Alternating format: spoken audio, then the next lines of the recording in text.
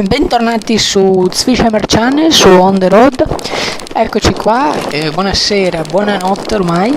Siamo su una pista ciclabile poco illuminata, infatti vedete che mi sto illuminando con un po' di fortuna. È una piletta quella che mi riprende la telecamera, non so se mi veda, spero di sì, perché sennò sto facendo tutto questo per niente. Anzi no, perché sto pedalando per l'European Cycling Challenge, facendo un po' di chilometri per la mia squadra che è Padova.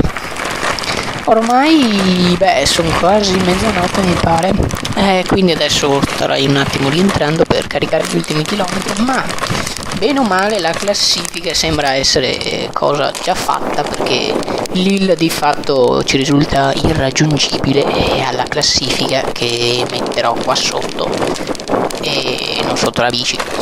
E noi abbiamo 74.000 qualcosa chilometri, quindi vabbè, siamo ottavi, ci classifichiamo ottavi, molto diverso da 451.000 chilometri di Danzica, penso che sia, sì, che è la prima.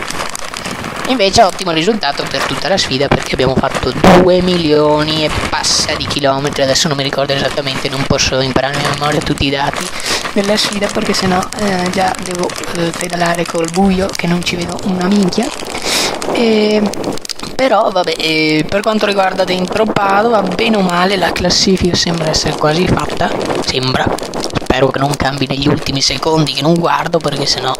Ma comunque primo c'è una persona che io non conosco, mai sentita nominare, con 1200 e qualcosa chilometri. Adesso non so, perché penso stia ancora pedalando, penso, e quindi non ho idea di come finirà.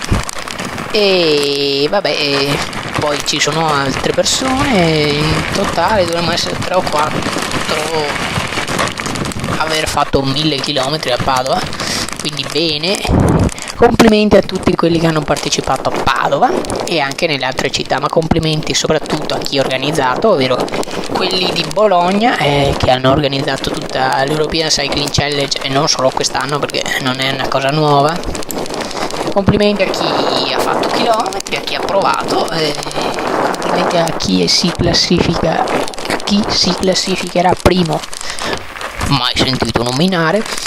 E con l'occasione ovviamente io adesso vedo che sta avvicinandosi la strada, quindi vi saluto e vi do appuntamento venerdì, mi pare, sì, per On The Road Cycle Route Edition. Questa volta analizzeremo un'altra pista ciclabile, non so, penso che sia quella della Mandria, la pista ciclabile, sì, dovrebbe, e penso.